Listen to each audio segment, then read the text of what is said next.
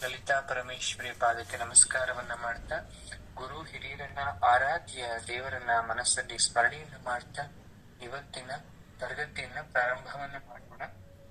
65ನೆಯ ಶ್ಲೋಕದಿಂದ ಸೌಂದರ್ಯ ಲಹರಿಯ ಅರ್ಥವನ್ನ ನಾವಿವತ್ತು ತಿಳ್ಕೊಳ್ತಾ ಹೋಗೋಣ. 65ನೆಯ ಶ್ಲೋಕ ಬಂದು ದೇವಿಯ ತಾಂಬೂಲದ ಪವಿತ್ರತೆಯನ್ನು ವರ್ಣಿಸ್ತಾ ಇದ್ದಾರೆ. ಅಮ್ಮನವರ ತಾಂಬೂಲ ಕಬಲ ಗುರು ರೂಪಿಣಿ ಉಚ್ಚಿಷ್ಠ ಅಂತ ಕರಿತೀವಿ. ನಾನು ಸೌಂದರ್ಯ ಲಹರಿ ಮಾಡಕ್ಕಿಂತ ಮುಂಚೆ ಲಲಿತಾ ಸಹಸ್ರನಾಮದಲ್ಲಿ ಈ ತಾಂಬೂಲದ ಮಹತ್ವವನ್ನ ಹೇಳಿದ್ದೆ. ನಿಜವಾದ ತಾಂಬೂಲಕ್ಕೆ ಏನೇನ್ ಸೇರಿಸ್ಬೇಕು, ಯಾವ ಯಾವ ಪದಾರ್ಥಗಳನ್ನ ನಾವು ಸೇರಿಸಿದಾಗ ಅದು ತಾಂಬೂಲ ಆಗತ್ತೆ ಅಂತ. ಅದು ಲಲಿತಾ ಸಹಸ್ರನಾಮದಲ್ಲಿ ಬಂದಂತ ನಾಮ ಹೇಳಿದೆ. ಕರ್ಪೂರ ವೀಟಿಕಾಮೋದ ಸಮಾಕರ್ಷ ದಿಗಂಧರ ಅನ್ನೋ ನಾಮ ಬಂದಾಗ, ಶ್ಲೋಕ 10ನೇ ಶ್ಲೋಕ ಬಂದಾಗ ನಾನು ಹೇಳಿದ್ದೆ. ಇಲ್ಲಿ ಶಂಕರರು ಏನ್ ಹೇಳ್ತಾ ಇದ್ದಾರೆ ಹಾಗಾದ್ರೆ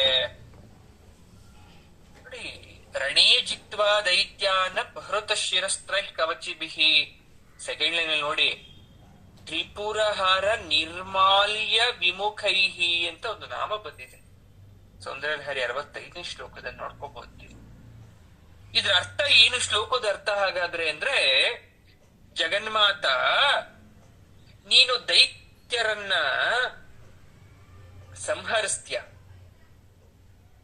ಇಲ್ಲಿ ತಾರಕಾಸುರನನ್ನ ಗೆದ್ದು ಅವನನ್ನ ಕೊಂದಂತಹ ಕುಮಾರಸ್ವಾಮಿ ಅಂದ್ರೆ ಕಾರ್ತಿಕೇಯ ತಾರಕಾಸುರನನ್ನ ಸಾಯಿಸಿದ್ರು. ತಾರಕಾಸುರನ ವಧೆಗಂತನೇ ಕಾರಣೀಭೂತವಾಗಿ ಉಡ್ತಂತ ಶಿಶು ಕಾರ್ತಿಕೇಯ.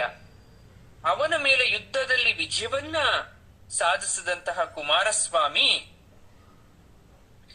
ಇಂದ್ರ, ವಿಷ್ಣು ಜೊತೆಗೆ ಕುಮಾರಸ್ವಾಮಿ 3 ಜನ ನಿಮ್ಗೆ ನಮಸ್ಕಾರ ಮಾಡೋಕೆ ಬರ್ತಾರೆ. ಯಾಕೆ ಬರ್ಬೇಕು ಅಂದ್ರೆ, ಅವನನ್ನ ಸಾಯಿಸಕ್ಕೆ ಪರೋಕ್ಷವಾಗಿ ಶಕ್ತಿ ನೀಡಿದಂತ ದೇವತೆ ನೀನು, ನಿನ್ನೊಂದು ಕೃತಜ್ಞತೆಯನ್ನ ಸಲ್ಲಿಸ್ಬೇಕು. ಹಾಗಾಗಿ 3 ಜನ ಬರ್ತಾರೆ. ಬಂದವರು ವಿನಮ್ರತೆಯಿಂದ ತಮ್ಮ ಶಿರಸ್ತ್ರಾಣ, ತಲೆ ಮೇಲೆ ಇರ್ತಕ್ಕಂಥ ಕಿರೀಟವನ್ನ ತೆಗೆದು ಕೆಳಗಿಡ್ತಾರೆ. ಯಾವತ್ತೂ ಗುರು ಹಿರಿಯರನ್ನ ನಮಸ್ಕಾರ ಮಾಡ್ಬೇಕಾದ್ರೆ ತಲೆಯನ್ನ ಬಾಗಿಸ್ಬೇಕು.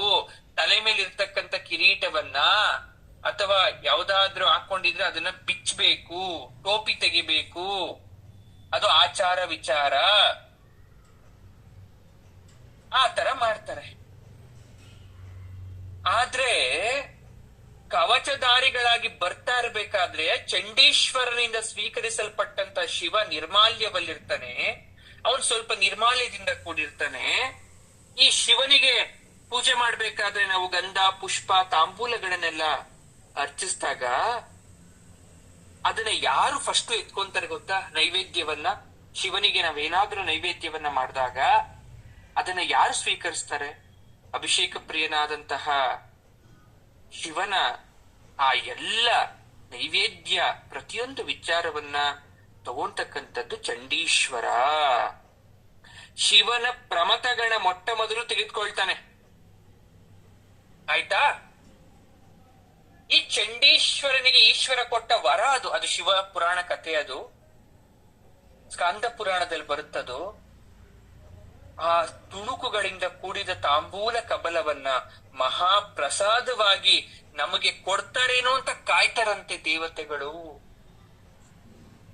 ಶಂಕರಾಚಾರ್ಯರು ಶಿವ ನಿರ್ಮಾಲ್ಯದ ಹೆಚ್ಚುಗಾರಿಕೆಯನ್ನ ಹಾಗೂ ಅಮ್ಮನವರ ಆ ತಾಂಬೂಲದ ಮಹಿಮೆಯನ್ನ ವರ್ಣಿಸಿದ್ದಾರೆ. ಕತೆ ಹೇಳ್ಬಿಡ್ತೀನಿ, ಕೇಳಿಸ್ಕೊಳ್ಳಿ ಹೋಗ್ಲಿ. ಚಿತ್ರವೀರ್ಯ ಅಂತಕ್ಕಂಥ ಗಂಧರ್ವ ಇರ್ತಾನೆ. ಸರಿಯಾಗಿ ಕೇಳಿಸ್ಕೊಳ್ಳಿ, ಸ್ಕಂದ ಪುರಾಣದ ಕಥೆ ಇದು. ಆ ಚಿತ್ರವೀರ್ಯ ಅಂತಕ್ಕಂಥ ಗಂಧರ್ವ ಪ್ರತಿದಿನ ಈಶ್ವರನ ಪೂಜೆಗೋಸ್ಕರ ಇಂದ್ರನ ನಂದನವನ ಇರುತ್ತೆ, ಒಂದು ತೋಟ ಇರುತ್ತೆ ಇಂದ್ರನಂದು. ಅಲ್ಲಿ ಬಗೆ ಬಗೆ ಹೂವು ಇರುತ್ತೆ. ಆ ಇಂದ್ರನ ನಂದನವನದಲ್ಲಿ ದೇವತಾ ವೃಕ್ಷಗಳ ಹೂನೆಲ್ಲ ಕಿತ್ಕೊಂಡು ಭಕ್ತಿಯಿಂದ ಶಿವನ್ ಪೂಜೆ ಮಾಡ್ತಾ ಇರ್ತಾರೆ. ಇಂದ್ರನಿಗೆ, ಇಂದ್ರ ಭಟರಿಗೆ ತಿಳಿದ್ರೆ ಆ ಹೂ ಕಿತ್ಕೊಳಕ್ಕೆ ಬಿಟ್ಬಿಡ್ತಾರ. ಅದಕ್ಕೆ ಅವನೊಂದು ಉಪಾಯ ಮಾಡಿದ್ದ. ಯಾರೋ ಚಿತ್ರವೀರ್ಯ, ಅವನ್ ಫಸ್ಟೇ ಗಂಧರ್ವ. ಇಂದ್ರನಿಗೆ, ಇಂದ್ರ ಭಟರಿಗೆ ಗೊತ್ತಾಗ್ದಿರೋ ತರ ಕಳ್ಳತನದಿಂದ ಹೂವನ್ನ ಕಿತ್ಕೊಂಡ್ ಬರ್ತಾ ಇದ್ದ ಶಿವ ಪೂಜೆಗೆ. ಇದನ್ನ ತಿಳಿದೋಯ್ತು ಒಂದು ದಿವ್ಸ. ಓಹೋ, ಇವನು ಚಿತ್ರವೀರ್ಯ ಏನ್ ಮಾಡ್ತಾ ಇದ್ದಾನೆ, ಇಂದ್ರವನದ ಹೂಗಳನ್ನೆಲ್ಲ ಕರೀತಾ ಇದ್ದಾನೆ ಅಂತ. ಚಿತ್ರವೀರ್ಯನನ್ನ ಅಡ್ಡ ಹಾಕಿದ್ರು, ಅವನ್ನ ಕಳ್ತನವನ್ನ ತಡಿಬೇಕು ಅಂತ ಅನ್ಕೊಂಡ ಇಂದ್ರ. ಆದ್ರೆ ಚಿತ್ರವೀರ್ಯ ಶಿವನ ಪ್ರೀತಿ ಪಾತ್ರ, ಅವನ್ನ ನೀನು ಹಾನಿ ಮಾಡಕ್ ಆಗಲ್ಲ. ಆಮೇಲೆ ಶಿವ ಕೋಪ ಮಾಡ್ಕೊಂಡ್ಬಿಟ್ರೆ, ಆತನನ್ನ ನಾನೇನಾದ್ರೂ ಮಾಡಕ್ ಹೋದ್ರೆ ಶಿವ ನನ್ ಮೇಲೆ ತ್ರಿಶೂಲದಿಂದ ಚುಚ್ಬಿಟ್ರು ಆಶ್ಚರ್ಯ. ಯಾಕಂದ್ರೆ ಶಿವ ಭಕ್ತಿ ಪ್ರಿಯ, ಅವನು ಭಕ್ತರು ಅಂದ್ರೆ ಅವನ್ಗೆ ಅಷ್ಟು ಹುಚ್ಚು. ಹಾಗಾಗಿ ಏನ್ ಮಾಡೋದು, ಅವನೇನೋ ಪೂಜೆ ಮಾಡ್ತಾ ಇದ್ದಾನೆ, ನಮ್ಮ ಪೂಜೆಗೆ ಒಂದ್ ಹೂ ಸಿಗ್ತಾ ಇಲ್ವಲ್ಲ, ಏನ್ ದಾರಿ. ಆಗ ದೇವ ಋಷಿಯಾದಂತಹ ನಾರದರು ಸ್ವರ್ಗಕ್ಕೆ ಬರ್ತಾರೆ. ಇಂದ್ರ ತನ್ನ ದೇವತೆಗಳ ಸಮಸ್ಯೆ ಎಲ್ಲ ಅವ್ರ ಹತ್ರ ಹೇಳ್ತಾ, ನೋಡಿ ಸ್ವಾಮಿ, ಈ ತರ ಕಷ್ಟ ಬಂದ್ಬಿಟ್ಟಿದೆ, ಏನ್ ಮಾಡೋದು. ನಾರದರು ತ್ರಿಕಾಲ ವೇದಿಗಳಾಗಿದ್ರು, ಕ್ಷಣಕಾಲ ಆಲೋಚನೆ ಮಾಡ್ತಾರೆ ಏನ್ ಮಾಡ್ಬೇಕು ಅಂತ. ಹಾಗೊಂದು ಯೋಚನೆ ಬರುತ್ತೆ, ಶಿವ ನಿರ್ಮಾಲ್ಯ ಯೋಚನೆ. ಈ ಕೇಳಿಸ್ಕೊಳ್ಳಿ, ಇನ್ನೂ ಅರ್ಥ ಆಗಿರಲ್ಲ ಶಿವ ನಿರ್ಮಾಲ್ಯ ಅಂದ್ರೆ ಏನು ಅಂತ ಹೇಳ್ತೀನಿ. ಶಿವನಿಗೆ ಪೂಜೆಯಾದ ಪೂಜಾ ದ್ರವ್ಯಗಳನ್ನ ಶಿವಭಕ್ತರು ತೆಗೆದುಕೊಳ್ಳೋ ಪ್ರಸಾದವನ್ನ ಶಿವ ನಿರ್ಮಾಲ್ಯ ಅಂತ ಕರಿತೀವಿ. ದೇವಸ್ಥಾನಕ್ಕೆ ಹೋಗ್ತೀರಾ, ಶಿವಲಿಂಗಕ್ಕೆ ಅಭಿಷೇಕ ಆಗುತ್ತೆ, ಅದರ ಪಂಚಾಮೃತವನ್ನ ಕುಡಿತೀರಾ, ಶಿವನಿಗೆ ಅರ್ಚಿಸಿದಂತಹ ಬಿಲ್ವ ಪತ್ರೆ ಅಥವಾ ಹೂವನ್ನ ತಗೊಂತೀರಾ, ಅಥವಾ ಗಂಧವನ್ನ ಇಟ್ಕೊಂತೀರಾ, ಭಸ್ಮವನ್ನ ಇಟ್ಕೊಂತೀರಾ. ಇದನ್ನೆಲ್ಲ ನಾವು ಶಿವ ನಿರ್ಮಾಲ್ಯ ಅಂತ ಕರಿತೀವಿ. ಶಿವನಿಗೆ ಅರ್ಚಿಸಿದಂತಹ ಪ್ರಸಾದವನ್ನ ತಗೊಂತಕ್ಕಂಥದ್ದು. ಚಿತ್ರವೀರ್ಯ ಬರೋ ದಾರಿಲಿ ಅದನ್ನೆಲ್ಲ ಹರಡ್ಬಿಡಿ, ಶಿವನಿಗೆ ಮಾಡದಂತ ಪೂಜೆ ವಸ್ತುನೆಲ್ಲ ಅವ್ನು ಬರೋ ದಾರಿಲಿ ಹಾಕ್ಬಿಡಿ, ಚೆಲ್ಬಿಡಿ. ಆಮೇಲೆ ಮುಂದಕ್ಕೆ ಹೇಳ್ತೀನಿ ಅಂತ ನಾರದ್ರು ಒಂದು ಉಪಾಯವನ್ನ ಕೊಟ್ರು. ಅದೇ ರೀತಿಲಿ ಇಂದ್ರ ಏನ್ ಮಾಡ್ತಾನೆ, ಚಿತ್ರವೀರ್ಯ ನಂದನವನಕ್ಕೆ ಬರೋ ಕಳ್ದಾರಿಯಲ್ಲಿ ಶಿವ ನಿರ್ಮಾಲ್ಯವನ್ನ ಹಾಕಿಸಿದ್ರು, ಶಿವನಿಗೆ ಮಾಡಿದಂತ ಪೂಜಾ ದ್ರವ್ಯಗಳನ್ನ ಹಾಕಿಸಿದ್ರು. ಎಂದಿನಂತೆ ಅರ್ಧ ರಾತ್ರಿ ಆಯ್ತು, ನಂದನೋದ್ಯಾನಕ್ಕೆ ಹೂ ಕಿತ್ಕೋಬೇಕು ಅಂತ ಚಿತ್ರವೀರ್ಯ ಬಂದ. ಕೆಳಗಡೆ ಇದ್ದಂತ ಶಿವ ನಿರ್ಮಾಲ್ಯ ಕತ್ಲಲ್ಲಿ ಕಣ್ಣು ಕಾಣಿಸ್ತಿಲ್ಲ, ಅದ್ರ ಮೇಲೆ ಕಾಲಿಟ್ಬಿಟ್ಟ. ಅದ್ರ ಮೇಲೆ ಕಾಲಿಟ್ಟ ಅಷ್ಟೇ ಪಾಪ ಸುತ್ಕೊಂಡ್ಬಿಡ್ತ ಅವನಿಗೆ. ಆತನ ಎಲ್ಲ ದೈವಿ ಶಕ್ತಿ ಹೊರಟೋಯ್ತು ಅವನಿಂದ. ಮಹಾಪಾಪ ಸುತ್ಕೊಂಡ್ ಜೊತೆಗೆ ದೈವಿಕ ಶಕ್ತಿ ಹೋಯ್ತು. ಇಂದ್ರ ಬಂದ ಆತನನ್ನ ಗೇಲಿ ಮಾಡ್ದ, ನೋಡಿ ನಗ್ದ. ಆಗ ಪಶ್ಚಾತ್ತಾಪದಿಂದ ಚಿತ್ರವೀರ್ಯ ನಾರದರ ಹತ್ರ ಬೇಡ್ಕೊಳ್ತಾರೆ, ನಾರದ್ರೆ ಇದೆಂತ ಸ್ಥಿತಿ ಬಂತು ನನಗೆ, ಆ ಪಾಪ ನಿವಾರಣೆಗೆ ಏನ್ ಮಾಡ್ಬೇಕು ಅಂತ ಕೇಳಿದಾಗ ನಾರದ್ರು ಹೇಳ್ತಾರೆ, ನೀನು ಈಶ್ವರನನ್ನ ಕುರಿತು ತಪಸ್ಸನ್ನ ಮಾಡಿ ಈಶ್ವರಾನುಗ್ರಹವನ್ನ ಹೊಂದ್ಕೊಂಡಿದ್ದೆ ಆದ್ರೆ ನೀನು ಈ ಪಾಪದಿಂದ ವಿಮುಕ್ತಿಯನ್ನ ಪಡಿತ್ಯಾ ಅಂತ ಹೇಳಿದ್ರು. ತನ್ನದೇ ತಪ್ಪು ಚಿತ್ರವೀರ್ಯಂದು, ಕದಿಬಾರ್ದಿತ್ತು, ಹೂ ಕದ್ದಿದ್ದೀನಿ, ಇವತ್ತು ಈ ರೀತಿ ಶಿಕ್ಷೆ ಆಗಿದೆ, ನಾನು ಯಾರನ್ನು ದೂಷಣೆ ಮಾಡೋ ಅವಶ್ಯಕತೆ ಇಲ್ಲ, ನಾನು ತಪಸ್ಸಿಗೆ ಹೋಗ್ತೀನಿ ಅಂತ ಚಿತ್ರವೀರ್ಯ ತಪಸ್ಸಿಗೆ ಹೊರಟ. ಬೇಗನೆ ಶಿವನ ಅನುಗ್ರಹವನ್ನ ಪಡೆದ. ನೋಡಿ, ಶಿವ ನಿರ್ಮಾಲ್ಯವನ್ನ ಕಾಲಲ್ಲಿ ತುಳಿಯೋದು, ಶಿವಪೀಠವನ್ನ ಶಿವಲಿಂಗವನ್ನ ದಾಟಿ ಹೋಗೋದು ಮಹಾಪಾಪ. ಇದನ್ ಯಾರೆಲ್ಲ ಮಾಡ್ತಿರೋ ಅವರು ದಿವ್ಯ ಶಕ್ತಿಯನ್ನ ಕಳ್ಕೊಂತೀರಾ ಅಂತ ಸ್ಕಾಂದ ಪುರಾಣದಲ್ಲಿ ಹೇಳ್ತಾರೆ. ಅಂತಹ ಮಹಿಮಾನ್ವಿತವಾದ ಶಿವನ ನಿರ್ಮಾಲ್ಯವನ್ನ ಷಣ್ಮುಗ, ಇಂದ್ರ, ವಿಷ್ಣು ತಾರಕಾಸುರನ ಸಂಹಾರ ಮಾಡಿದ್ಮೇಲೆ ಕೈಲಾಸಕ್ಕೆ ಬಂದು ಅಮ್ಮನವರ ದರ್ಶನಕ್ಕಾಗಿ ಕಾದು ಅದು ಕೊಡ್ತಾರೇನೋ ಅಂತ ಕಾಯ್ಲಿಲ್ಲ, ಅಮ್ಮನವರ ತಾಂಬೂಲ ಕಬಲಕ್ಕೋಸ್ಕರ ಓಡಿದ್ರು ಅಂತ ಅರ್ಥ ಆಯ್ತು. ಇಲ್ಲಿಗೆ ಶ್ಲೋಕಕ್ಕೆ ಬರ್ತೀನಿ ಮತ್ತೆ. ಇಷ್ಟು ಪುಣ್ಯಕರವಾದ ಶಿವನ ನಿರ್ಮಾಲ್ಯವನ್ನ ತಗೊಳ್ದೆ ಅಮ್ಮನವರ ತಾಂಬೂಲಕ್ಕೆ ಓಡೋದ್ರಂತೆ. ಇದೇ ಗೂಢಾರ್ಥ. ಅರ್ಥ ಆಗ್ತಾ ಇದ್ಯಾ? ಈ ತಾಯಿಯ ತಾಂಬೂಲ ಸುವಾಸನೆ ಅಂತದ್ದು. ಯಾವಾಗೆಲ್ಲ ಅಮ್ಮನವರು ಬಾಯಲ್ಲಿ ತಾಂಬೂಲವನ್ನ ಹಾಕೊಂಡು ಜಗಿಲಿಕ್ಕೆ ಶುರು ಮಾಡ್ತಾರೆ, ಆ ತಾಂಬೂಲ ಚರ್ವಣ ಮಾಡ್ಬೇಕಾದ್ರೆ ಅದರ ಘಮ ಇಡೀ ದಿಗಂತಕ್ಕೆ ವ್ಯಾಪಿಸುತ್ತಂತೆ. ಹಾಗಾಗಿ ವಶಿನ್ಯಾದಿ ವಾಗ್ದೇವತೆಗಳು ಲಲಿತಾ ಸಹಸ್ರನಾಮದಲ್ಲಿ ಕರ್ಪೂರ ವೀಟಿ ಕಾಮೋದ ಸಮಾಕರ್ಷ ದಿಗಂತರ ಅಂತ ಅಂದ್ರು. ಸತ್ ಸಂಸ್ಕಾರಗಳಿಗೆ, ಸದ್ಭಾವನೆಗಳಿಗೆ ಹೃದಯ, ಬಾಯಿ, ನಾಲ್ಗೆ ಎಲ್ಲದಕ್ಕೂ ಒಂಥರ ರುಚಿ ಕೊಟ್ಟು ಒಂದ್ ರೀತಿಯಾದಂತಹ ವಾಸನೆ ಬರುತ್ತೆ. ಆ ವಾಸನೆಯ ಘಮ ಋಷಿ ಮುನಿಗಳಿಗೆ, ದೇವತೆಗಳಿಗೆ, ಗಣಗಳಿಗೆ ಎಲ್ಲ ಕಡೆ ವ್ಯಾಪಿಸುತ್ತಂತೆ ಅಮ್ಮನವ್ರು ಹಾಕೊಳೋ ತಾಂಬೂಲ.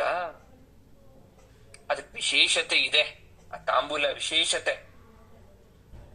ನಾನು ಲಲಿತಾ ಸಹಸ್ರನಾಮದಲ್ಲಿ ಹೇಳಿದ್ದೆ, ಇನ್ನೊಮ್ಮೆ ಹೇಳ್ತೀನಿ ನಿಮ್ಗೋಸ್ಕರ. ಏನ್ ತಾಂಬೂಲ ಅಂದ್ರೆ ಎಲೆ, ಅಡಿಕೆ, ಸುಣ್ಣ ಇಷ್ಟನ್ನ ನಾವು ತಾಂಬೂಲ ಅಂತ ಕರೆದ್ರು ಕೂಡ ದೈವಿಕವಾಗಿ ಪ್ರೊಸೀಜರ್ ಆಗಿ ಕ್ರಮಬದ್ಧವಾಗಿ ತಾಂಬೂಲ ಅಂದ್ರೆ ತಾಂಬೂಲಕ್ಕೆ ಸೇರಿಸೋ ಪದಾರ್ಥಗಳು ಹೇಗಿರುತ್ತೆ ಅದು ಬಹಳ ಮುಖ್ಯ. ಒಂದು ವಿಳಿಯದೆಲೆ, ಶುದ್ಧವಾಗಿ ಬಲಿತಿರ್ತಕ್ಕಂಥ ವಿಳಿಯದೆಲೆ, ಅದಕ್ಕೆ ಪಚ್ಚಕರ್ಪೂರ, ಜಾಜಿಕಾಯಿ, ಜಾಪತ್ರೆ, ಕುಂಕುಮ ಕೇಸರಿ, ಯಾಲಕ್ಕಿ, ಲವಂಗ, ಅಡಿಕೆಗಳ ಪುಡಿ, ಸುಣ್ಣ, ಪ್ರವಾಳ ಭಸ್ಮ, ಹವಳದ ಚೂರ್ಣ, ಇದೆಲ್ಲವನ್ನ ಬೆರೆಸಿ ದಂತಗಳಿಗೆ ಸುಣ್ಣದೊಂದಿಗೆ ವೀಳ್ಯದೆಲೆ ಅಡಿಕೆಯ ಮೂಲಕ ಚೆನ್ನಾಗಿ ಜಗದ್ರೆ ಅದು ತಾಂಬೂಲ. ಇದಕ್ಕೆ ಇನ್ನೂ ಲಲಿತಾ ಸಹಸ್ರನಾಮದಲ್ಲಿ ಹೇಳಿರೋದು ಬಿಟ್ಬಿಟ್ಟು ಸೌಂದರ್ಯಲಹರಿಯಲ್ಲಿ ಹೇಳ್ತಾರೆ. ಇದು ಇಷ್ಟು ವಿಶೇಷ ಆಗಕ್ಕೆ ಕಾರಣ ಚಂದ್ರಶ ಕಲವನ್ನ ಹೊಂದಿದ ಕರ್ಪೂರದ ತುಣುಕುಗಳು. ಚಂದ್ರಶ ಕಲದಂತಹ ಕರ್ಪೂರದ ಆ ತುಣುಗಳು ಅಮ್ಮನವರಿಗೆ ಮಂತ್ರ ಇದ್ದಾಗೆ. ಅಮ್ಮನವ್ರು ತಾಂಬೂಲ ಹಾಕೊಂತ ಇದಾರೆ ಅಂದ್ರೆ ಅವ್ರು ತಿನ್ಬೇಕು ಅಂತ ತಿಂತಲ್ಲ, ತಾಂಬೂಲ ಹಾಕೊಳ್ಳೋದ್ರಲ್ಲಿ ಒಂದ್ ಸತ್ಯ ಇದೆ.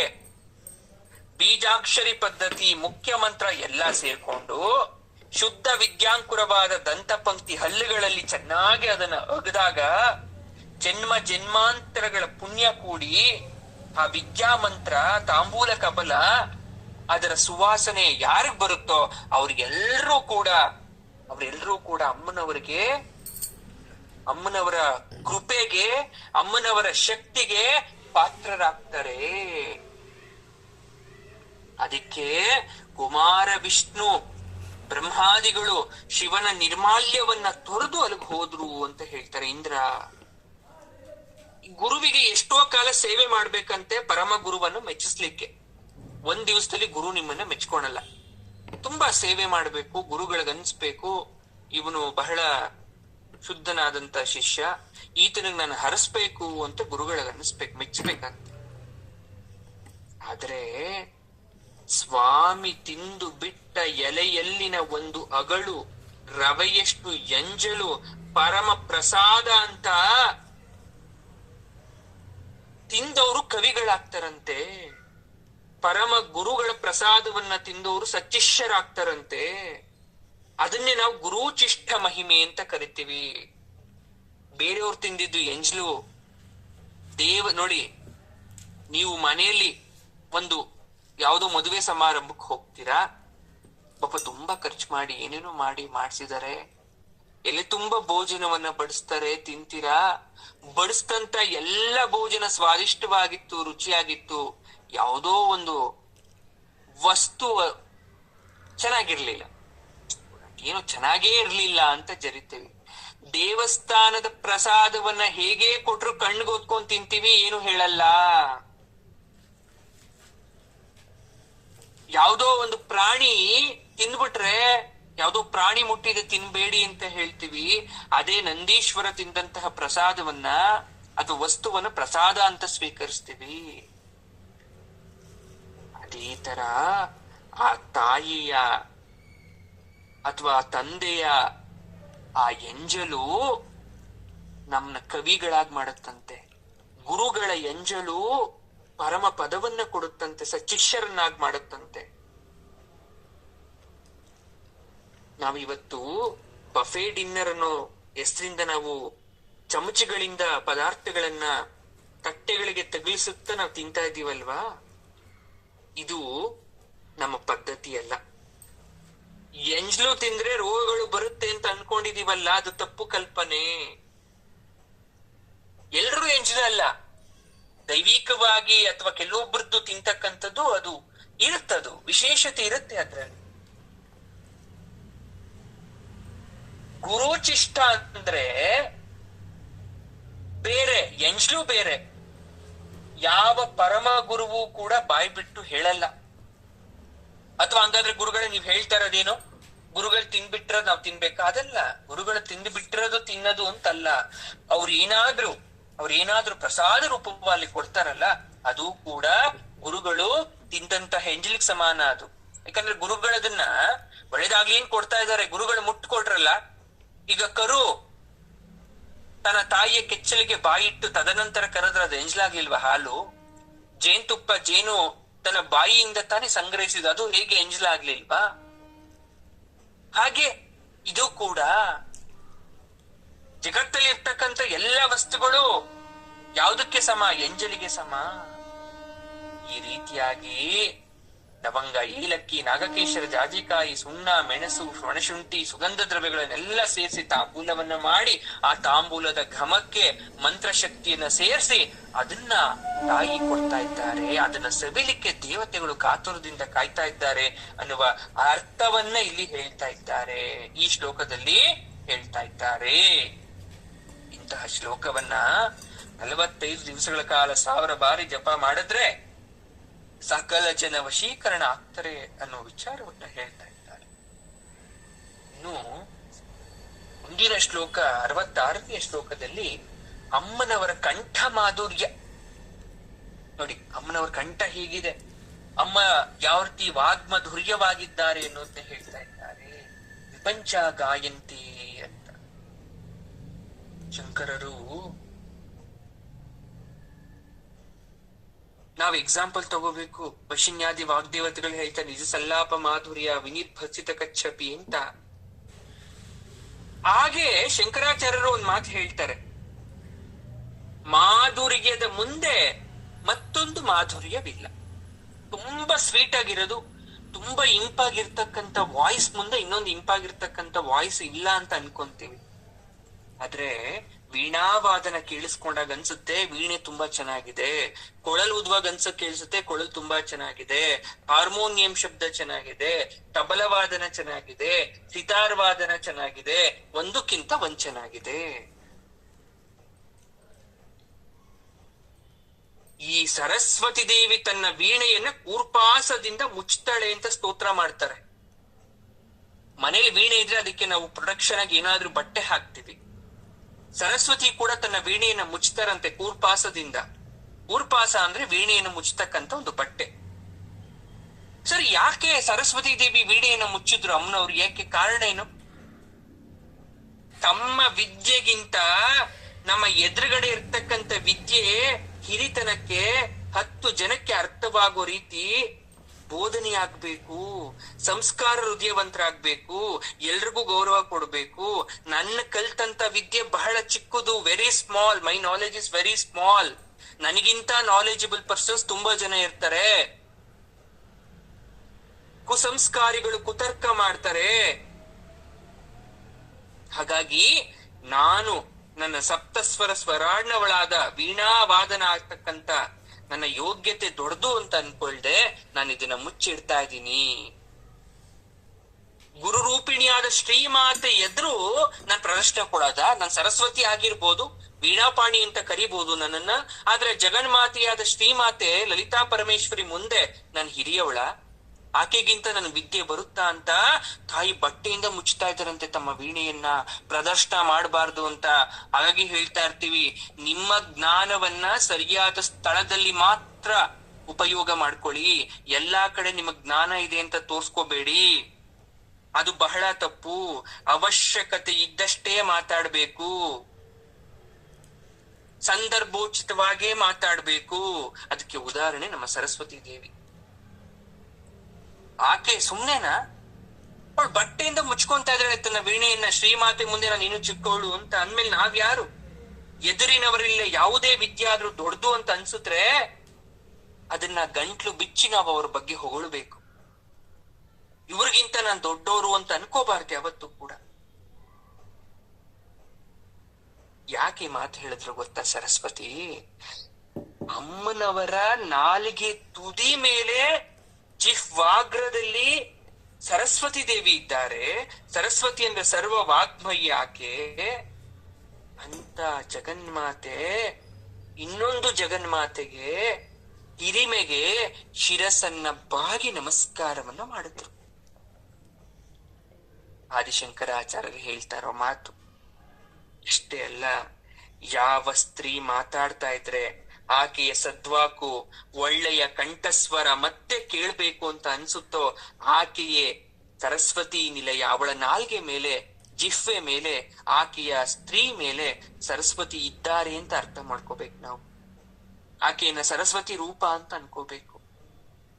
ಆಕೆ ಮಾತನಾಡೋ ರೀತಿ ಜಗನ್ಮಾತೆಯ ಪರ, ಪಶ್ಯಂತಿ, ಮಧ್ಯಮ, ವೈಖರಿ ರೂಪಗಳಿಗೆ ಪ್ರತಿಬಿಂಬುತ್ತರ. ಇದನ್ನ ಶಂಕರಾಚಾರ್ಯರು ವರ್ಣಿಸ್ತಾ ಇದ್ದಾರೆ. ಈ ಕಂಠ ಮಾಧುರ್ಯ ಇಷ್ಟು ಚೆನ್ನಾಗಿ ಬರ್ಲಿಕ್ಕೆ ಏನ್ ಕಾರಣ ಅಂದ್ರೆ, ಇದು ಕಾರಣ. ನಿನ್ನ ಇಂಪಿನಿಂದ ದೇವಿ ಕಚ್ಚಪ ಅಂತ ವೀಣೆ ಇಟ್ಕೊಂಡಿದ್ದಾರೆ ನಾರದರು. ನಾರದ ಇಂಪನ್ನ ನಾಚಿಸ್ತಾ ಇದೆ. ಆ ಸರಸ್ವತಿ ಕೈಯಲ್ಲಿರುವ ವೀಣೆಗೆ ಕಚ್ಚಪಿ ಎಂದೇ ಹೆಸರು. ನಾರದರಲ್ಲ, ಸರಸ್ವತಿ ವೀಣೆಯಲ್ಲಿರ್ತಕ್ಕಂಥ ಕೈಯಲ್ಲಿರ್ತಕ್ಕಂಥ ವೀಣೆಗೆ ಕಚ್ಚಪಿ ಅಂತ ಹೆಸರು. ಆ ನಾರದರ ವೀಣೆಗೆ ಮಹತಿ ಅಂತ ಹೆಸರು. ತುಂಬುರುವಿನ ವೀಣೆಗೆ ಕಲಾವತಿ ಅಂತ ಹೆಸರು. ಹಂಗೆ ಒಬ್ಬೊಬ್ರು ವೀಣೆಗೆ ಒಂದೊಂದು ಹೆಸರಿದೆ. ವಿಶ್ವವಸು ಇದ್ದಾರೆ, ಅವ್ರ ವೀಣೆಗೆ ಬೃಹತಿ ಅಂತ ಹೆಸರು.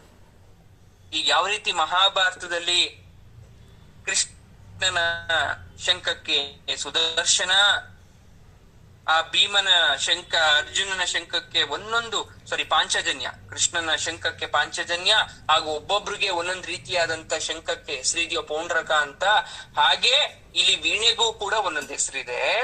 ತಾಯಿ ಜಗನ್ಮಾತೆಯ ನಾಲ್ಗೆ ತುದಿಯಲ್ಲಿ ಇಟ್ಕೊಂಡು ಆಕೆ ಕಚ್ಚಪಿ ಅಂತಕ್ಕಂಥ ವೀಣೆಯನ್ನ ನುಡಿಸೋದ್ರಿಂದ ನಿನ್ನ ಕಂಠ ಮಾಧುರ್ಯ ಅಷ್ಟು ಸಿಹಿಯಾಗಿದೆ ಅನ್ನೋ ವಿಚಾರವನ್ನ ಹೇಳ್ತಾ ಇದ್ದಾರೆ. ಯಾರು? ಶಂಕರರು. ಇಂತಹ ವಿಶೇಷವಾದ ಶ್ಲೋಕವನ್ನ ಯಾರಾದ್ರೂ ಪಠಣೆ ಮಾಡ್ತೀರಾ ಅನ್ನೋರಾದ್ರೆ ನೀವು ಎಲ್ಲ ಕಲೆಗಳಲ್ಲಿ ನಿಸ್ಸೀಮರಾಗ್ತೀರ. ವಿಶೇಷವಾಗಿ ವೀಣಾನಾಥ ಸಂಗೀತ ಸಾಧನೆ ಮಾಡ್ತಕ್ಕಂಥವ್ರಿಗೆ ಈ ಶ್ಲೋಕ ವೆರಿ ವೆರಿ ಇಂಪಾರ್ಟೆಂಟ್. 66ನೇ ಶ್ಲೋಕವನ್ನ ಯಾರೆಲ್ಲ ಪಾರಾಯಣ ಮಾಡ್ತಿರೋ ಸಂಗೀತ ಸಾಧಕರು ಉನ್ನತೋನ್ನತವಾಗಿ ಅಭಿವೃದ್ಧಿ ಆಗ್ತಾರೆ ಅನ್ನೋ ವಿಚಾರವನ್ನ ಹೇಳ್ತಾರೆ. ಹಾಗೆ ಮುಂದಿನ ಶ್ಲೋಕದಲ್ಲಿ ಹೇಳ್ತಾರೆ ಅಮ್ಮನವರ ಚುಬುಕ ಸೌಂದರ್ಯವನ್ನ. ಚುಬುಕ ಅಂದ್ರೆ ಏನ್ ಗೊತ್ತಾ? ಗಲ್ಲ, ಚಿನ್ನಂತ ಕರಿತೀವಿ. ಆ ಗಲ್ಲದ ವರ್ಣ ನೋಡಿ, ಅಮ್ಮನವರ ಮುಖ ಒಂದೊಂದೇ ಹೇಳ್ತಾ ಇದಾರೆ. ಈಗ ಎಲ್ಲಿಗ್ ಬಂದ್ವಿ? ಅಮ್ಮನವರ ಗಲ್ಲಕ್ಕೆ ಬಂದ್ವಿ. ಕರಾಗ್ರೇಣ ಸ್ಪೃಷ್ಟಂ ತುಹಿನಗಿರಿನ ವತ್ಸಲತೆಯ, ಎಲ್ಲದ ಸೌಂದರ್ಯ ಹೇಳ್ತಾ ಇದ್ದಾರೆ. ಅಮ್ಮನವರ ಗಲ್ಲಕ್ಕೆ ಇನ್ನೊಂದು ವಸ್ತುವನ್ನ ಹೇಳಕ್ಕೆ ಆಗಲ್ಲ. ನಮ್ಗೆ ಸಾಧಾರಣವಾಗಿ ನಮ್ಮ ಮುಂದೆ ಯಾರಾದ್ರೂ ನಿಂತಿರ್ತಾರೆ, ಅವ್ರ ಮೇಲೆ ಒಂದು ಪ್ರೀತಿ ಬರುತ್ತೆ, ನಮ್ಗೆ ವಾತ್ಸಲ್ಯ ಬರುತ್ತೆ, ಸ್ನೇಹ ಉಂಟಾಗುತ್ತೆ. ಅವಾಗ ಅವ್ರ ಗಲ್ಲವನ್ನ ಹಿಡಿದು ನಮ್ಮಲ್ಲಿನ ಭಾವವನ್ನ ಯಾಕೆ ಗಲ್ಲ ಹಿಡಿಯೋದು? ಮುಂದ್ಗಡೆ ಇರೋದು ಇದು ಗಂಧ ಪ್ರೀತಿ ಜಾಸ್ತಿ ಆದಾಗಲ್ವಾ, ವಾತ್ಸಲ್ಯ ಜಾಸ್ತಿ ಆದಾಗಲ್ವಾ. ಯಾವ ರೀತಿ ಅವರ ಗಲ್ಲವನ್ನ ಹಿಡಿದು ಅವರನ್ನ ಪ್ರೀತಿ ಮಾಡ್ತೀವೋ, ಸಮಾಧಾನ ಮಾಡ್ತೀವೋ, ಅಳಬಾರ್ದು ಅಂತ ಹೇಳ್ತೀವೋ, ಕಾರಣ ಏನು? ಆ ಗಲ್ಲವನ್ನ ಹಿಡಿದು ಒಬ್ಬರನ್ನ ಸಂತೈಸಿದಾಗ ಪ್ರೀತಿ ವಾತ್ಸಲ್ಯ ಹೆಚ್ಚಾಗುತ್ತೆ. ಮಕ್ಕಳಲ್ಲಿ ವಾತ್ಸಲ್ಯ, ಗಂಡ ಹೆಂಡರಲ್ಲಿ ಪ್ರೇಮ, ಗುರು ಶಿಷ್ಯರಲ್ಲಿ ಅನುಗ್ರಹ, ಅಥವಾ ದೊಡ್ಡಪ್ಪ ಚಿಕ್ಕಪ್ಪ ಅಣ್ಣ ಅತ್ತಿಗೆ ಅತ್ತೆ ಮಾವ ಯಾರೇ ಇದ್ರೂ ಕೂಡ ಒಂದು ಭಕ್ತಿ, ಒಂದು ಗೌರವ, ಸ್ನೇಹಿತರಲ್ಲಿ ಸ್ನೇಹ. ಹೀಗೆ ವಯಸ್ಸಿಗೆ ಅನುಗುಣವಾಗಿ, ನಮ್ಮ ಸಂಬಂಧಗಳಿಗೆ ಅನುಗುಣವಾಗಿ ನಾವು ಹಿಡ್ಕೊಂಡು ಅವರ ಗಲ್ಲವನ್ನ ಮಾಡಿದಾಗ ಅದರ ಒಂದು ಪ್ರೇಮತ್ವ ಭಾವ ನಮ್ಮಲ್ಲಿ ಕಾಣಿಸ್ತದೆ. ತಪ್ಪ ಇಲ್ಲ, ಒಂದು ಕಾರಣ ಇದೆ. ಆ ಗಲ್ಲಕ್ಕೆ ಒಂದು ಮಹಿಮೆ ಇದೆ. ಕೆನ್ನೆ ಹಿಡ್ಕೊಂಡು ಹಿಂಡ್ಬೋದು, ಬಟ್ ಗಲ್ಲವನ್ನ ಮಾಡಿದಾಗ ಅದು ಬೇರೆ ಭಾವವನ್ನ ಕೊಡುತ್ತೆ. ಅಮ್ಮನವರು ಉಪಮಾನಕ್ಕೆ ಸಿಗದೆ ಇರ್ತಕ್ಕಂಥ ಸೌಂದರ್ಯದ ಗಲ್ಲವನ್ನ ವಾತ್ಸಲ್ಯದಿಂದ ಮುಟ್ಟಿದ ಹಿಮವಂತ ತನ್ನ ವಂಶಕ್ಕೆ ಕೀರ್ತಿ ತಂದು ಧನ್ಯನಾಗ್ತಾನೆ. ಗಿರಿಜೆ ಪರ್ವತರಾಜನ ಮಗಳು ತನ್ನ ತಂದೆ ಪ್ರೀತಿಯಿಂದ ಮುಟ್ಟಿದಕ್ಕೆ ಅವನ ವಂಶನೇ ಧನ್ಯ ಆಯ್ತು. ಪ್ರೇಮದಿಂದ ಅಮ್ಮನವರ ಗಲ್ಲವನ್ನ ಸ್ಪರ್ಶಿಸಿದ ಈಶ್ವರ ಚರಾಚರ ಸೃಷ್ಟಿಗೆ ಜಗತ್ಪತಿಯಾದ. ಯಾರೋ ಒಬ್ಬ ದೊಡ್ಡ ಶಿಲ್ಪಿ ಯಾವ ಕೊರತೆ ಇಲ್ಲದಂತೆ ಒಂದು ವಿಗ್ರಹವನ್ನ ಕೆತ್ತುತ್ತಾ ಇತ್ತಂತೆ. ಆ ಗಲ್ಲವನ್ನ ಕೆತ್ತಬೇಕು ಅಮ್ಮನವರ ಗಲ್ಲ ಅಂತ ಬಂದಾಗ ಏನೋ ಒಂದು ರೀತಿ ಭಯ ಆಯ್ತಂತೆ ಅವನಿಗೆ. ಯಾಕಂದ್ರೆ ಆ ಗಲ್ಲ ಅಂತಕ್ಕಂಥದ್ದು ಮುಖದ ಸೌಂದರ್ಯವನ್ನ ದ್ವಿಗುಣಗೊಳಿಸೋದು. ಅದನ್ನ ನಾವು ಸ್ಪರ್ಶ ಮಾಡಕ್ಕಾಗದೇ ಇದ್ರೂ ಕೂಡ ಮನಸ್ಸಲ್ಲಿ ಮಾನಸಿಕವಾಗಿ ಸ್ಪರ್ಶ ಮಾಡ್ಬೇಕು. ಆಗ ಒಂದ್ ರೀತಿಯಾದಂತ ಅನುಭವ ಕೊಡುತ್ತೆ. ಹಾಗಾಗಿ ಇದು ಬಹಳ ವಿಶೇಷವಾಗಿ ಬರಬೇಕು ಅಂತ ತಾಯಿಯನ್ನ ಸ್ಮರಿಸ್ಕೊಂಡು ಗಲ್ಲವನ್ನ ಕೆತ್ತುತ್ತಾನಂತೆ. ಆ ಅಭಿಷೇಕ ಮಾಡಿದಾಗ ಆ ತಾಯಿಯ ಮುಖ ಕಮಲದಿಂದ ಹರಿದಂತದ್ದು ಆ ಗಲ್ಲದ ತುದಿಯಲ್ಲಿ ಆ ಅಮೃತ ರಸಧಾರೆಯಂತೆ ತೊಟ್ಟಿಕ್ಕತ್ತಂತೆ ಹಾಲು, ಇತರೆ ಎಲ್ಲ ಪದಾರ್ಥಗಳು. ಅಷ್ಟು ಶ್ರೇಷ್ಠ ಅಥವಾ ಅಷ್ಟು ಬಹಳ ವರ್ಣರಂಜಿತವಾಗಿದೆ ಚುಬುಕ ಅಂತ ಹೇಳ್ತಾ ಇದ್ದಾರೆ.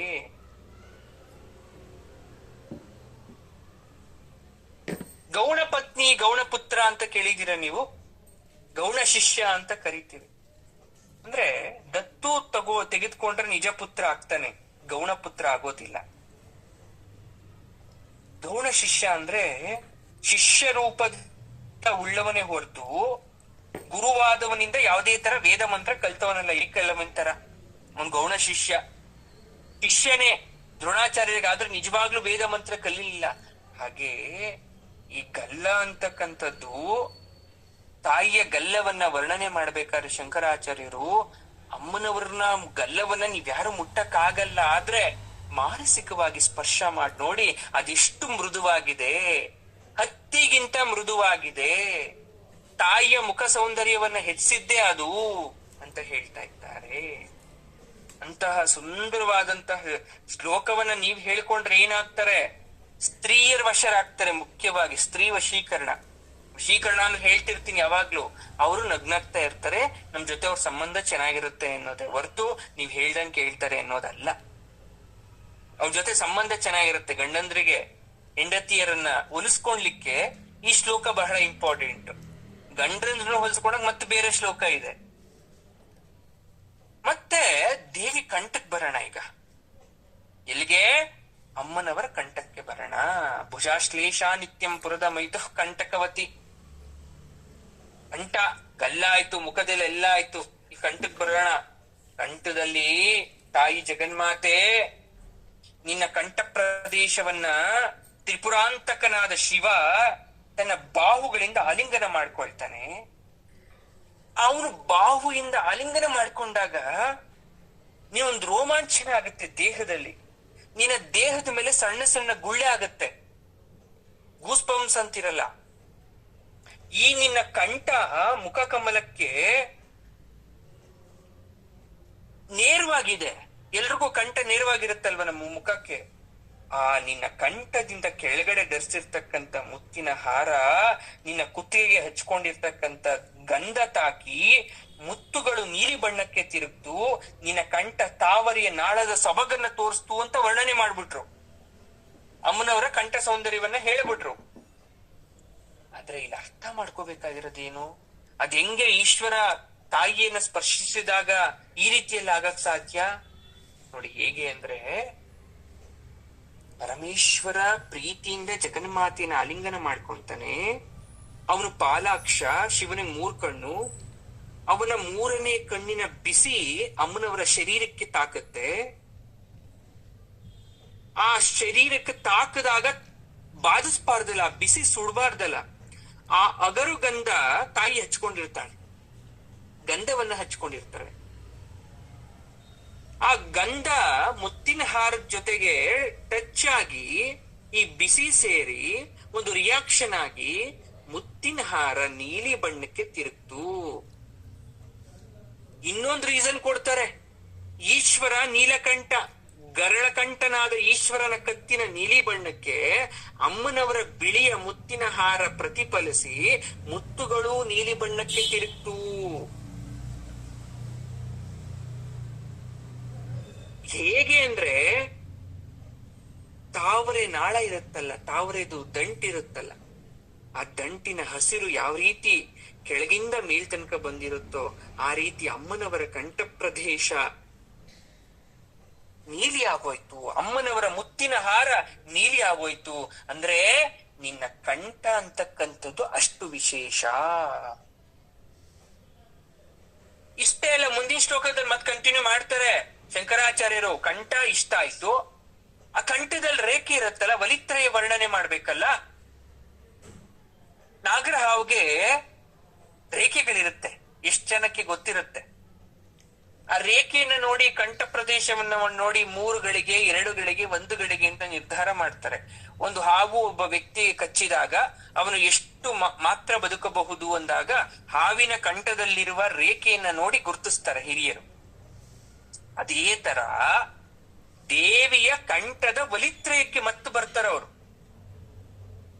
ಭಾಗ್ಯ ರೇಖೆ ಅಂತ ಕರಿತೀವಿ ಅದನ್ನ. ಏನಂತ ಕರಿತೀವಿ? ತಾಯಿಯ ಕಂಠದಲ್ಲಿ ಇರ್ತಕ್ಕಂಥ ರೇಖೆಯನ್ನ ಭಾಗ್ಯ ರೇಖೆ ಅಂತ ಕರಿತೀವಿ. ವಿಶೇಷವಾಗಿ ಅದು ಹೆಣ್ಮಕ್ಳಲ್ಲೂ ಇರುತ್ತೆ, ಗಂಡು ಮಕ್ಳಲ್ಲೂ ಇರುತ್ತೆ, ಎಲ್ಲರಲ್ಲೂ ಇರುತ್ತೆ. ಕಂಠಸ್ಥಾನದಲ್ಲಿ ವಿಶುದ್ಧಿ ಚಕ್ರ ಇರುತ್ತೆ. ಇದು ನಮ್ಮೆಲ್ರಿಗೂ ಗೊತ್ತಿರೋ ವಿಚಾರ. ಎಲ್ಲಿರುತ್ತೆ? ನಮ್ಮ ಗಂಟ್ಲಲ್ಲಿ ವಿಶುದ್ಧಿ ಚಕ್ರ ಇರುತ್ತೆ. ಇದು 16 ದಳ ಅಂತ ಹೇಳಿದ್ವಿ. ಲಲಿತಾ ಸಹಸ್ರನಾಮ ಬಂದಾಗ, ಶ್ರೀಚಕ್ರ ಬಂದಾಗ 16 ದಳಗಳಿರುತ್ತೆ ಅಂತ ಹೇಳಿದ್ವಿ. ಪ್ರತಿಯೊಂದು ದಳದಲ್ಲೂ ಕೂಡ ಒಂದೊಂದು ಅಕ್ಷರ ಪ್ರಕಾರದ ಸ್ವರ ಇರುತ್ತೆ, ಒಂದು ಅಕ್ಷರಗಳಿರುತ್ತೆ, ಸ್ವರ ಇರುತ್ತೆ. ಆ ವ್ಯಂಜನಗಳೊಂದಿಗೆ ಸೇರಿದಾಗ ನಮಗೆ ಮಾತುಗಳು ಶಬ್ದ ತರಂಗಗಳಾಗಿ ರೂಪ ಹೊಂದುತ್ತೆ. ನಾನು ಹೇಳ್ತಾ ಇರೋದು ಹೇಗೆ ನಮ್ಮ ಬಾಡಿಯಿಂದ ಮಾತು ಕ್ರಿಯೇಟ್ ಆಗ್ತಾ ಇದೆ. ತುಂಬಾ ಸಲ ಹೇಳಿದ್ದೀನಿ. ಭಾಷೆಯಾಗಿ, ಭಾವವಾಗಿ ನಮ್ಮ ಕಂಠದಿಂದ ಬರುತ್ತೆ. ಅಮ್ಮನವರ ವೈಖರಿ ರೂಪ ಕರುಣೆ ಯಾರೆಲ್ಲ ಹೊಂದಿರ್ತಾರೋ ಅವರು ಒಳ್ಳೆ ಸಿಂಗರ್ ಆಗಿರ್ತಾರೆ, ಉತ್ತಮ ಹಾಡುಗಾರರಾಗಿರ್ತಾರೆ. ಅವ್ರ ಮಾತಿಂದ ಯಾರನ್ನು ಬೇಕಾದ್ರೂ ಕಟ್ಟಾಕ್ಬೋದು. ಕವಿತ್ವ ಇರುತ್ತೆ ಅವ್ರಿಗೆ, ಅಷ್ಟಾವಧಾನ ಇರುತ್ತೆ, ಶತಾವಧಾನಗಳಲ್ಲಿ ಅದ್ಭುತ ಧಾರಣ ಶಕ್ತಿ ಪ್ರದರ್ಶನ ಮಾಡ್ತಾರೆ. ಇದನ್ನ ಅಮ್ಮನವರ ವೈಖರಿ ರೂಪ ಕರುಣೆ. ಇದೆಲ್ರಿಗೂ ಸಿಗಲ್ಲ, ಅಮ್ಮನವ್ರ ಕೃಪೆ ಇದ್ರೆ ಮಾತ್ರ. ಅಮ್ಮನವ್ರ ಆಶೀರ್ವಾದ ಇರ್ಬೇಕು ಇದಾಗಬೇಕು ಅಂದಾಗ. ಇದ್ ಯಾರೆಲ್ಲರೂ ಅವರು ಮೂಕರಾಗಿರ್ತಾರೆ ಅಥವಾ ಸ್ಫುಟವಾಗಿ ಮಾತಾಡಕ್ ಬರ್ತಿರಲ್ಲ, ಗಾಬರಿಯಿಂದ ಮಾತಾಡ್ತಿರ್ತಾರೆ. ಮೂಲಾಧಾರದಲ್ಲಿ ಶ್ವಾಸವಾಗಿ ಪ್ರಾರಂಭ ಆಗತ್ತೆ ನಾದ. ಮೂಲಾಧಾರ ಚಕ್ರದಲ್ಲಿ ಬಾಟಮ್ ಅಲ್ಲಿ ಒಂದು ಗಾಳಿ ಕ್ರಿಯೇಟ್ ಆಗತ್ತೆ. ನಾಭಿಸ್ಥಾನದಿಂದ, ಅದು ನಾಭಿಸ್ಥಾನ ಗೊತ್ತಲ್ಲ, ಹೊಕ್ಕಳು ಭಾಗದಿಂದ ಪಾಸ್ ಆಗ್ತಾ ಅದು ಹೃದಯ ಸ್ಥಾನಕ್ಕೆ ಬರುತ್ತೆ. ಅನಾಹತ ಚಕ್ರದಲ್ಲಿ ಶ್ವಾಸ ಗಾಳಿ ಸೇರ್ಕೊಳುತ್ತೆ. ಅಂದ್ರೆ ನಮ್ಮ ಎದೆಗೂಡಿ ಇದೆಯಲ್ಲ, ಅಲ್ಲಿ ಗಾಳಿ, ಇಲ್ಲಿಂದ ಗಾಳಿ ಬರುತ್ತೆ. ಗಾಳಿ ಬಂದು ಇಲ್ಲಿ ಇರ್ತಕ್ಕಂತ ಇನ್ನೊಂದು ಗಾಳಿಗೆ ಸೇರ್ಕೊಂಡು ತರಂಗ ಅಂತಕ್ಕಂಥ ಶಬ್ದ. ಈಗ ನಾವು ವೀಣೆನ ಹಿಂಗ್ ಹಿಡ್ಕೊಂಡು ಅಥವಾ ಒಂದು ಹಾರ್ಮೋನಿಯಂ ಮಾಡ್ಬೇಕಾದ್ರೆ ಸ್ವರ ಹಿಡ್ಕೊಂಡಾಗ ಅದು ಅಂತ ಶಬ್ದ ಬರುತ್ತೆ. ಈ ಶಬ್ದ ಕ್ರಿಯೇಟ್ ಆಗುತ್ತೆ.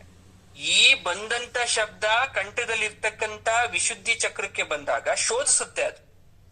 ಅದು ನಾಯ್ಸ್ ಅವಾಯ್ಡಿಂಗ್. ಇವಾಗ ಮೊಬೈಲ್ ಅಥವಾ ಒಂದು ಯಾವ್ದೋ ಒಂದು ಹಾಕ್ಬೇಕಾದ್ರೆ ಯಾವ ತರ ನಾಯ್ಸ್ ನ ನಾವು ಕಡಿಮೆ ಮಾಡ್ತೀವಿ, ಹೊರಗಡೆ ಇರ್ತಕ್ಕಂಥ ಅನ್ಯತಾ ಶಬ್ದವನ್ನ ಯಾವ ತರ ಮಾಡ್ತೀವಿ, ಅದು ಕಂಠದಲ್ಲಿ ಶೋಧಿಸಲ್ಪಡುತ್ತೆ.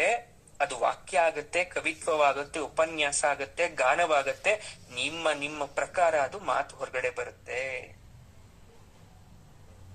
ನೋಡಿ, ಒಬ್ಬೊಬ್ರಿಗೆ ಒಂದೊಂದು ಮತ, ಒಬ್ಬೊಬ್ರದ್ದು ಒಂದೊಂದು ಸಂಪ್ರದಾಯ, ಒಂದೊಂದು ಆಚರಣೆ. ಒಂದೊಂದು ಊರ್ಗ್ ಹೋದ್ರೆ ಅವರ ಒಂದು ವೇಷಭೂಷಣ, ಸಂಸ್ಕೃತಿ, ಮಾತಿನ ಶೈಲಿ ಬೇರೆ ಇರುತ್ತೆ. ಎಲ್ಲ ಕಡೆ ಒಂದೇ ರೀತಿ ಮಾತಾಡಲ್ಲ ನಾವು. ಕೆಲವೊಂದ್ ಕಡೆ ಮಂಗಳಸೂತ್ರ ಧಾರಣೆ ಮಾಡ್ತಾರೆ, ಕೆಲವೊಬ್ರು ಕರಿಮಣಿ ಧಾರಣೆ ಮಾಡ್ತಾರೆ, ಕೆಲವೊಬ್ರು ಅರ್ಶಿನ ಕೊಂಬನ್ನ ಕಟ್ಕೊಂತಾರೆ, ಈಶ್ವರನ್ನ ಪೂಜೆ ಮಾಡಿ ಶೈವತ್ವ ಅಂತಾರೆ. ಯಾಕೆ ಹೇಳ್ತಾ ಇದ್ದೀನಿ ಅಂದ್ರೆ, ನೀವ್ ಯಾವುದೇ ಸಂಪ್ರದಾಯದಲ್ಲಿ ಮದ್ವೆ ಆದ್ರೂ ಹಿಂದೂ ಧರ್ಮದಲ್ಲಿ 3 ಗಂಟನ್ನ ಹಾಕ್ತೇವೆ. 3 ವರಸೆ ಅಂತ ಕರಿತೀವಿ ಅದನ್ನ. ಆ 3 ಗಂಟನ್ನ ಹಾಕಕ್ಕಿಂತ ಮುಂಚೆ ಬಹುತಂತುಗಳುಳ್ಳ ಅಂದ್ರೆ ಅದಕ್ಕೆ ಬಹಳವಾಗಿ ಸೇರಿಸಿರ್ತಕ್ಕಂಥ 9 ಎಳೆ, 18 ಎಳೆ, 21 ಎಳೆಯ ದಾರವನ್ನ ಅದ್ರೊಳಗಡೆ ಹಾಕ್ಬೇಕಾದ ವಸ್ತುಗಳನ್ನ ಮಾಡಿ ಮಂಗಳಸೂತ್ರ ಅಂತ ಮಾಡ್ತೀವಿ. ಆ ಮಂಗಳ ಸೂತ್ರವನ್ನ 3 ವರಸೆಗಳ ಸೂತ್ರ ಅದನ್ನ ಕಟ್ತೀವಿ ಕುತ್ತಿಗೆಗೆ. ಆ ತಾಯಿಯ ಕಂಠ ಪ್ರದೇಶದಲ್ಲಿರುವ 3 ರೇಖೆಗಳು 3 ಭಾಗ್ಯ ರೇಖೆ ಅಂತ ಕರಿತೀವಿ. ಈಗ ಅರ್ಥ ಆಗ್ತಾ ಇದೆ ಅಮ್ಮನವರ ಕಂಠದಲ್ಲಿ ಎಷ್ಟು ರೇಖೆಗಳಿದೆ ಅಂತ ಚೆನ್ನಾಗಿ ಕೇಳಿಸ್ಕೊಳ್ಳಿ ಇದನ್ನ. ನಾನ್ ಭಾಗ್ಯ ರೇಖೆ ಅಂದೆ. ಹಾಗಾದ್ರೆ ಏನ್ ಭಾಗ್ಯ ರೇಖೆ ಅಂದ್ರೆ, ಲಲಾಟದಲ್ಲಿ, ಕಂಠದಲ್ಲಿ, ನಡು ಪ್ರದೇಶದಲ್ಲಿ 3 ರೇಖೆ ಇದ್ರೆ ಅದನ್ನ ಮಹಾ ಸೌಭಾಗ್ಯ ಸೂಚಕ ಅಂತ ಸಾಮುದ್ರಿಕಾ ಶಾಸ್ತ್ರದಲ್ಲಿ ರೇಖಾ ವಿಭಾಗದಲ್ಲಿ ಹೇಳ್ತಾರೆ.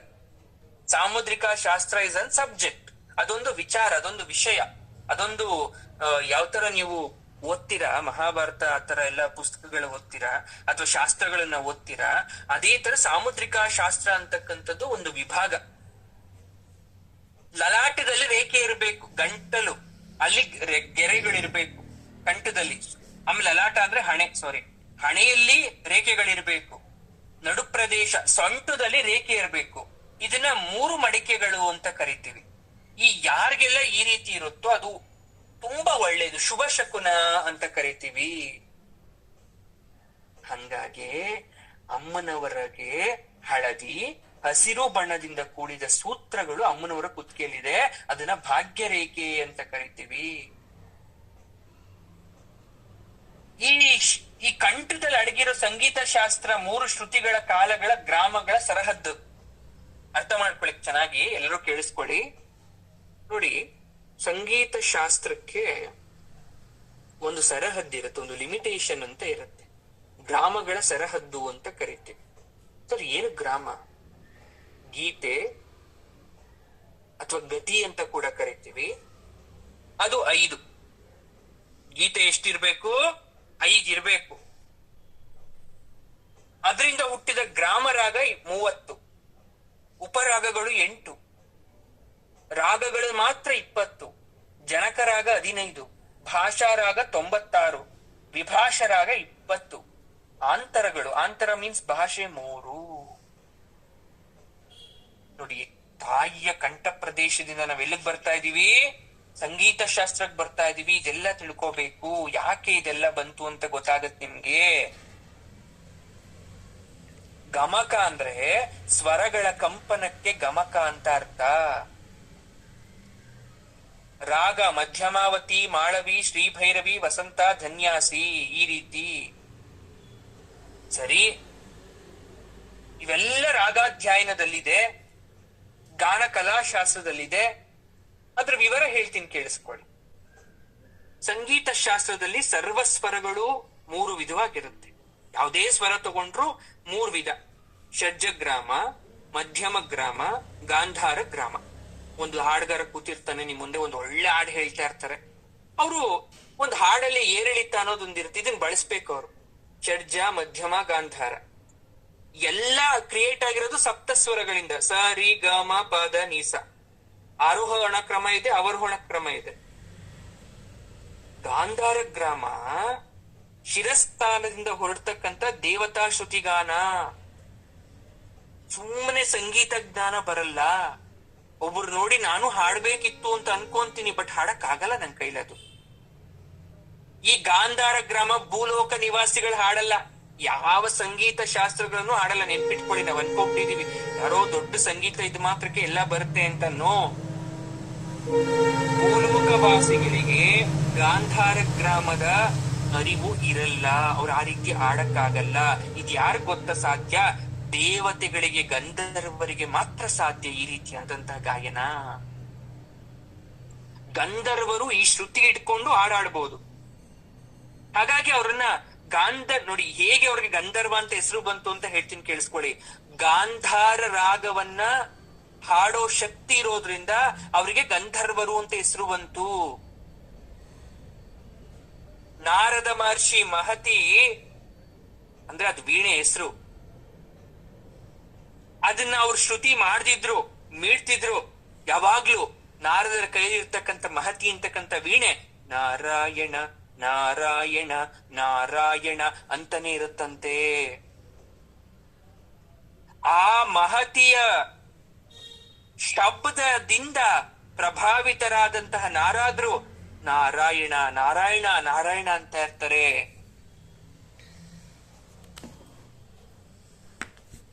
ಅಂದ್ರೆ ಅವ್ರ ತಲೆಯಲ್ಲಿ ಇರ್ತಕ್ಕಂಥ ಭಾವವನ್ನ ಅನುಗ್ರಹಿಸಿ ವೀಣೆ ನಾದ ಮಾಡುತ್ತಂತೆ. ಅದಕ್ಕೆ ಅವರ ಗಾಯನ ದೇವತೆಗಳನ್ನ ಮೆಚ್ಚೋದು. ವಿದ್ಯಾಮಾತೆ ಸರಸ್ವತಿ ಕೈಯಲ್ಲಿ ಇರ್ತಕ್ಕಂಥ ರಾಜವಾದ್ಯ ಆದಂತ ವೀಣೆ ಕಚ್ಚಪಿ ಅದು ಅಷ್ಟೇನೆ. ತಾಯಿ ಮನಸ್ಸಲ್ಲಿ ಏನಿರುತ್ತೋ ಅದ್ರ ಮುಖಾಂತರ ಅದು ಮುಂದಕ್ಕೆ ಹೋಗ್ತಾ ಇರುತ್ತೆ ಗಾನ. ಅದರಲ್ಲಿ ತಾರಸ್ತಾಯಿ ಗಮಕಗಳ ಜೊತೆಗೆ ಸ್ವರ ಸಮ್ಮೇಳನ ಸೇರ್ಕೊಂಡು ಅವ್ರ ಕಂಠದಿಂದ ಹಾಡಾಗ್ ಬರುತ್ತೆ. ಗುರುಗಳೇ ಯಾಕೆ ಇದೆಲ್ಲ ಹೇಳ್ತಾರೆ? ಈಗ್ಲೂ ಹೇಳ್ತಾ ಇದೀನಿ ಕೇಳಿಸ್ಕೊಳ್ಳಿ. ಕಂಠರೇಖೆ ಅನ್ನಲ್ಲ, ಈ ಕಂಠರೇಖೆ ಅನ್ನೋದು ಯಾಕೆ ನಮಗ್ ಬೇಕು, ಭಗವಂತ ನನಗ್ ಕೊಡ್ಬೇಕಿತ್ತು ಅಂತ ಅನ್ಸುತ್ತೆ ಅಂದ್ರೆ ಇದೆಲ್ಲ ನಮಗ್ ಬರುತ್ತೆ ಯಾರಿಗೆ ಕಂಠರೇಖೆ ಕೊಟ್ಟಿರ್ತಾನೋ ಪರಮಾತ್ಮ ಅವ್ರಿಗೆ. ಈ ಸರಿಗಾಮ ಪದ ನಿಸಾ ಸರಿಗಾಮ ಪದ ನಿ ಅಷ್ಟೇ ಸಪ್ತಸ್ವರ. ಒಂದೊಂದು ಗ್ರಾಮ 7+7 14 ಇರುತ್ತೆ. ಆರೋಹಣ ಅವರೋಹಣ ಅದನ್ನ ಒಂದು ಮೂರ್ಛನ ಅಂತ ಕರಿತೀವಿ. ಈ ಮೂರ್ಛನಗಳನ್ನ ಶುದ್ಧ ತಾನ ಅಂತ ಕೂಡ ಕರೀತಾರೆ. ಇಷ್ಟೆಲ್ಲ ಪೀಠಕ್ಕೆ ಹಾಕಿದ್ದು ಯಾವ ಉದ್ದೇಶದಿಂದ ಅಂತ ಇವಾಗ ಹೇಳ್ತೀನಿ ಕೇಳಿಸ್ಕೊಳ್ಳಿ. ಈ ಶ್ಲೋಕದಲ್ಲಿ ಹೇಳಿರುವ ಭಗವತಿಯ ಕಂಠ ಪ್ರದೇಶದಲ್ಲಿರುವ ಭಾಗ್ಯರೇಖೆ ಈಶ್ವರ ಅಮ್ಮನವರ ಕಂಠ ಪ್ರದೇಶದಲ್ಲಿ ಕಟ್ಟಿದ 3 ಸೂತ್ರಗಳು. ಇದ್ರಿಂದ ತಾಯಿ ದೇವತೆಗಳಿಗೆ ಗಾಂಧಾರ ಗಾನ ಕೊಟ್ಲು, ಭೂಲೋಕವಾಸಿಗಳಿಗೆ ಷಡ್ಜ ಮಧ್ಯಮ ರಾಗವನ್ನ ಪ್ರಸಾದವಾಗಿ ವರವಾಗಿ ದಯಪಾಲಿಸಿದ್ರು. ಅದೇ ಸಪ್ತಸ್ವರ ಆಯ್ತು. ಸಪ್ತಸ್ವರದಿಂದ ಎಲ್ಲವೂ ಹುಟ್ಕೊಂತು. ಇದು ತಾಯಿ ಕೊಟ್ಟಿರೋ ವರ ತನ್ನ ಕಂಠ ಪ್ರದೇಶದಿಂದ. ಅದನ್ನ ಗಾನಕಲೆ ಅಂತ ತುಂಬಾ ಸಿಂಪಲ್ ಆಗಿ ಕರಿತೀವಿ. ಅರ್ಥ ಆಯ್ತಾ? ಇನ್ನು ಬಹಳ ಇದೆ ಇದರಲ್ಲಿ. ಇಷ್ಟೇ ಅಲ್ಲ, ವಿವಾಹದ ವಿಚಾರನೆ ಬಂದ್ಬಿಡ್ತೀನಿ. ವಿಶೇಷವಾಗಿ ಮಾಂಗಲ್ಯದ ತಂತುವಿನೊಡನೆ ಮಂಗವನ್ನ ಕಟ್ಟಿ ಎಡಗೈಯಿಂದ ಬಲಗೈಯನ್ನ ಸೇರಿಸಿ 3 ಗಂಟೆ ಹಾಕೋದು ಗುಹ್ಯ ಸೂತ್ರ. ಎಲ್ಲ ಯಾಕೆ ಹೆಣ್ಮಕ್ಳು ತಾಳಿ ಧರಿಸ್ಬೇಕು, ಮಾಂಗಲ್ಯ ಧರಿಸ್ಬೇಕು ಅಂತ ಅರ್ಥ ಮಾಡ್ಕೊಳ್ಳಿ ನೀವು. ನಿಮ್ಮ ಕಂಠ ಪ್ರದೇಶದಲ್ಲಿ ನಿಮ್ಗೆ ರೇಖೆ ಇಲ್ಲ ಅಂದ್ರೂ ಯಾವಾಗ ನೀವು ಮಾಂಗಲ್ಯವನ್ನ ಧರಿಸ್ಕೊಂತೀರೋ ಅದು ರೇಖೆ ಹುಟ್ಕೊಳುತ್ತೆ ಮಾಂಗಲ್ಯ ಪ್ರಭಾವದಿಂದ. ಆ ರೇಖೆ ಹುಟ್ಕೊಂಡಾಗ ನಿಮಗ್ ಸಂಗೀತ ಜ್ಞಾನ ಇಲ್ಲ ಅಂದ್ರೂ ಕೂಡ ನಿಮ್ಮ ಮಾತು ರುಚಿಸುತ್ತೆ ಇನ್ನೊಬ್ರಿಗೆ. ಅದನ್ನ ಇಲ್ಲಿ ಹೇಳ್ತಾ ಇದ್ದಾರೆ. ಯಾಕಂದ್ರೆ ವಿಶುದ್ಧಿ ಚಕ್ರಸ್ಥಾನದಲ್ಲಿ ನೀವು ಗೋಲ್ಡ್ ಚಿನ್ನವನ್ನ ಅಥವಾ ಕರಿಮಣಿಯನ್ನ ಹವಳವನ್ನ ಧರಿಸೋದಿದ್ಯಲ್ಲ ಬಹಳ ಶ್ರೇಷ್ಠ. ಅದು ಗಂಡ್ಮಕ್ಳಿಗೆ ಅವಕಾಶ ಇಲ್ಲ. ಅದಕ್ಕೆ ಗಂಡ್ಮಕ್ಳು ಏನ್ ಮಾಡ್ತಾರೆ ಹೇಳಿ, ಚಿನ್ನದ ಸರ ಹಾಕೊಂತಾರೆ ಅದ್ರ ಬದಲಾಗಿ. ಆದ್ರೆ ಹೆಣ್ಮಕ್ಳಿಗೆ ಮಾತ್ರ ಈ ಅವಕಾಶ ಇರೋದು ಕರಿಮಣಿಯುಕ್ತವಾದ ಬಂಗಾರವನ್ನ ತಮ್ಮ ವಿಶುದ್ಧಿ ಚಕ್ರದಲ್ಲಿ ಧರಿಸ್ಕೊಂಡ್ಲಿಕ್ಕೆ. ಅದಕ್ ಮಾಂಗಲ್ಯ ಅಂತ ಹೆಸರು ಕರೆಸ್ತೀವಿ. ಸೌಭಾಗ್ಯ ರೇಖೆಗಳು ಅಂತ ಹೇಳಿದ್ವಿ. ನಿಮ್ಗೆ ಹುಟ್ಟದಾಗಿಂದ ನಿಮ್ ಸೌಭಾಗ್ಯ ರೇಖೆ ಇಲ್ಲ ಅಂದ್ರೆ ಏನಾಯ್ತು, ನಿಮ್ಮ ಕುತ್ತಿಗೆಯಲ್ಲಿ ಧರಿಸಿರ್ತಕ್ಕಂಥ ಸೌಭಾಗ್ಯವಾದ ಮಾಂಗಲ್ಯದಿಂದ ನಿಮ್ಗೆ ಆ ರೇಖೆ ಉತ್ಪತ್ತಿ ಆಯ್ತಲ್ಲ. ಹಣೆಯಲ್ಲಿ ಸೌಭಾಗ್ಯ ರೇಖೆ ಇಲ್ಲ ಅಂದ್ರೆ ಏನಾಯ್ತು, ಧರಿಸೋ ಕುಂಕುಮದಿಂದ ಸೌಭಾಗ್ಯ ಬಂತಲ್ಲ. ಸೀರೆಯ ಸೆರಗನ್ನ ಸೊಂಟಕ್ಕೆ ಸಿಗಿಸಿದಾಗ ಉತ್ಪತ್ತಿಯಾದಂತ ರೇಖೆಯಿಂದ ನಿಮಗೆ 3ನೇ ಭಾಗ್ಯ ಚಕ್ರ ಬಂತು. ಹಾಗಾದ್ರೆ ಹೆಣ್ಮಕ್ಳು 3 ಭಾಗ್ಯ ಚಕ್ರವನ್ನ ಪಡ್ಕೊಂಡ್ರು ಅಲ್ವಾ? ಅದನ್ನ ನೀವ್ ಅರ್ಥ ಮಾಡ್ಕೊಳ್ಳಿ. ಅಮ್ಮನವರ ಕಂಠ ಪ್ರದೇಶವನ್ನ ವರ್ಣನೆ ಮಾಡ್ಬೇಕಾದ್ರೆ ಯಾಕೆ ಅಲ್ಲಿ ಅಮ್ಮನವ್ರ ಗೆರೆ ಇದೆ, ಅದರಿಂದ ಏನು, ಸಂಗೀತ ಜ್ಞಾನವನ್ನ ಯಾವ ರೀತಿ ನಮ್ಗೆ ಕೊಟ್ಟಿದ್ದಾರೆ, ಅದು ಬಹಳ ವಿಶೇಷ. ಇದು ಗಂಡಸರು ತುಂಬಾ ಇಂಪಾರ್ಟೆಂಟ್ ಶ್ಲೋಕ. ಯಾಕೆ ಗೊತ್ತಾ? ಸ್ತ್ರೀ ವಶೀಕರಣ.